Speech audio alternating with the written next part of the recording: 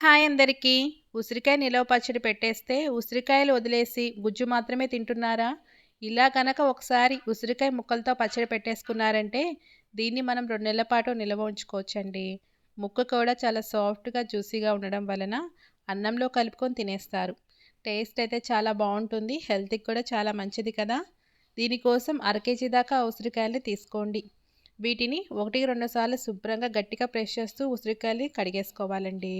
కడిగిన ఉసిరికాయల్ని శుభ్రంగా పొడిగుడ్డతో తుడిచేసి దీన్ని మనం వేరొక ప్లేట్లోకి తీసుకొని ఆరపెట్టేసుకోవాలి. ఎక్కడా కూడా చెమ్మ అనేది అస్సలు ఉండకూడదు. ఉసిరికాయలు తీసుకునేటప్పుడు ఎక్కడా కూడా మనకి డాగులు లేకుండా చూసుకోండి. ఇలా ఉసిరికాయలు ఆరపెట్టేసుకున్నాక వీటిని మనం ఒక పైనున్న ముచ్చుకల్ని కట్ చేసుకొని ఉసిరికాయ మీద కనపడుతున్న వైట్ కలర్ లైన్స్ ఉన్నాయి కదా, చక్కగా మనం చాక్‌తో ఇలా గీతల్లా కరెక్ట్‌గా మనం ఘాట్లు పెట్టేసేసుకొని ఒక పక్కకు అనుకుంటే చక్కగా మనకి ముక్క అనేది ఊడొచ్చేసిద్దండి. మనం ఉసిరికాయలో నుంచి చక్కగా గింజని సపరేట్ చేసుకొని ముక్కలన్నీ కూడా మీడియం సైజ్ వచ్చేటట్టు చూసుకోండి. లోపల గింజకున్న గుజ్జుని కూడా మనం పడేయకుండా ఆ గుజ్జుకున్న సపరేట్ చేసుకొని ఏదైనా నూరుడు పచ్చళ్ళలో మనం యూస్ చేసుకోవచ్చండి. ఇలా అన్నీ కూడా కట్ చేసి పెట్టుకొని వేరొక బౌల్లోకి తీసుకోండి. ముక్క అనేది కరెక్ట్‌గా మీడియం సైజ్ ఉండేటట్టు చూసుకోండి. లావు ముక్కలుగా అనిపిస్తే దాన్ని కొద్దిగా కట్ చేసుకోండి. వీటిని మనం పక్కన పెట్టేసేసుకొని చూడండి, గింజలన్నీ కూడా ఈ విధంగా తీసుకోవాలి. ఇప్పుడు మనం స్టవ్ వెలిగించుకొని ఒక మందపాటి కడాయిలో ఒక 100 గ్రాముల దాకా నూనెని వేసుకోండి. నూనె అనేది బాగా హీట్ అయ్యాక మనం ఇందాక కోసి పెట్టుకున్న ఉసిరికాయ ముక్కలన్నీ కూడా దీంట్లోకి వేసుకొని మీడియం టు లో ఫ్లేమ్ అడ్జస్ట్ చేసుకొని చక్కగా మనకి మంచి గోల్డ్ కలర్ వచ్చేదాకా ఫ్రై చేసుకోవాలి. మరీగా క్రిస్పీగా అయ్యేంత వరకు కాదండి. జస్ట్ మనం ముక్క అనేది కొంచెం సాఫ్ట్‌గా తయారవుతుంది. ఇలా కలర్ అనేది చేంజ్ అవుతుంది. దీన్ని ఇప్పుడు వేరొక జల్లెడ బుట్టలోకి తీసేసుకొని ఎక్సెస్ ఆయిల్ అంతా వడకట్టేసేసుకొని అలాగే వేరొక బౌల్లోకి తీసుకోండి. ఉన్న ముక్కలన్నీ కూడా ఈ విధంగానే మనం ఫ్రై చేసుకోవాలండి. జస్ట్ మనకి ముక్క అనేది సాఫ్ట్‌గా అయితే సరిపోతుంది.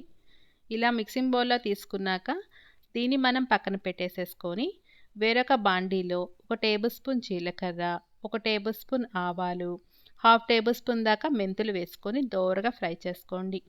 ఇవి కొంచెం ఫ్రై అయిపోయాక స్టవ్ ఆఫ్ చేసేసుకొని వీటిని మనం వేరొక మిక్సీ జార్లోకి వేసుకొని మెత్తని పొడిలా చేసుకోవాలి. ఇదే బాండీలో మనం ఇందాక వేయించి పెట్టుకున్న నూనె ఉంది కదా, ఆ నూనెని దీంట్లోకి వేసుకొని తాలింపు దినుసులు, గుప్పెడంత కరేపాకు, 4, 5 ఎండుమిర్చి, ఒక పావు టేబుల్ స్పూన్ అంతా పసుపు వేసేసుకొని కొంచెం ఫ్రై చేసుకోండి. దీంట్లోనే దంచి పెట్టుకున్న 4, 5 వెల్లుల్లి రెబ్బలు వేసుకొని కొంచెం ఫ్రై చేసుకొని స్టవ్ అనేది ఆఫ్ చేసేసుకోవాలి. నూనె ఎప్పుడూ కూడా పచ్చళ్ళు పట్టుకునేటప్పుడు చల్లారిపోయేంత వరకు కూడా మనం పక్కన పెట్టేసుకోవాలండి. ఇప్పుడు మనం ఇందాక వేయించి పెట్టుకున్న ఉసిరికాయ ముక్కల్లో 3/4 కప్పు కారం, ఒక పావు కప్పు దాకా సాల్ట్‌ని వేసుకోండి. దాదాపు 150 గ్రాముల కారానికి 50 గ్రాముల సాల్ట్ అయితే సరిపోతుంది. దీంట్లోనే 20-25 దాకా వెల్లుల్లి రెబ్బలు వేసుకొని మిక్స్ చేసేసుకోండి. దీంట్లోనే ఇందాక వేయించి పెట్టుకున్న తాలింపు దినుసులన్నీ కూడా వేసుకొని నూనెతో సహా వేసుకోవాలండి.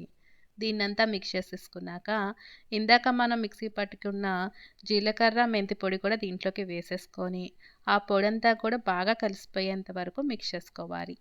ఈ టైంలో ఒకసారి చెక్ చేసుకోండి. ఉప్పు, కారం అనేది ఏదైనా అవసరమైతే వేసుకోవచ్చు. దీన్ని 5 గంటల పాటు పక్కన పెట్టేసేసుకుంటే పచ్చడి అనేది చక్కగా మాగి ఆయిల్ అంతా పైకి తేలి ఉంటుందండి. దీంట్లోనే హాఫ్ టీ గ్లాస్ అని నిమ్మరసాన్ని దీంట్లోకి వేసుకొని దీన్నంతా మిక్స్ చేసేసుకొని వేడి వేడి అన్నంలో సర్వ్ చేసేసుకోవడమే. చూస్తుంటేనే నోరూరిపోతుంది కదా! టేస్ట్ అయితే చాలా బావుంటుందండి. ఉసిరికాయలు తినని పిల్లలకి, తినని వాళ్ళకైనా ఈ ఉసిరికాయ ముక్కలతో పచ్చడి పెట్టారంటే ఉసిరికాయ ముక్కతో సహా చక్కగా తినేస్తారండి. హెల్త్‌కి కూడా చాలా మంచిది.